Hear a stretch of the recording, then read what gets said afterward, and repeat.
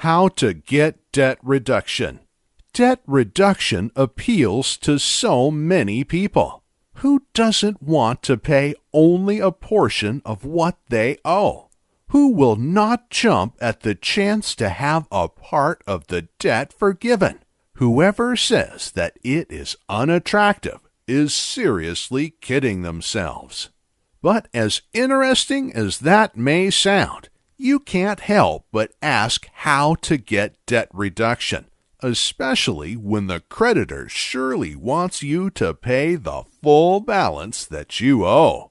The fact is, debt reduction is possible, but you must be ready to face the consequences. There are two ways that you can have your credit reduced: debt settlement and bankruptcy.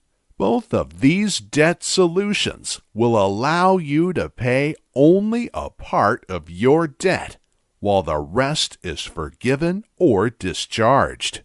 Between the two, debt settlement is the most associated with debt reduction.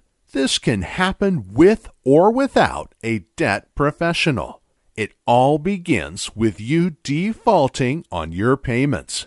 You want to prove to the creditor that you are in a financial crisis. The reason for this is to convince them to give you a debt reduction.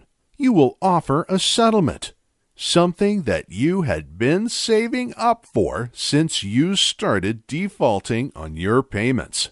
This lump sum amount can also come from a separate fund, like your 401k. Or your whole life insurance savings. Bankruptcy is not really called debt reduction, but in essence, it gives you the same result. There are two ways that you can end up in bankruptcy. Chapter 7 is the liquidation bankruptcy, wherein your personal assets will be liquidated and the funds paid to your creditors. Anything not paid will be discharged. If you do not have any assets, none of your creditors will be paid. On the other hand, Chapter 13 is a lot similar to debt settlement. The court will issue a repayment plan that covers the payment for a portion of the debt owed.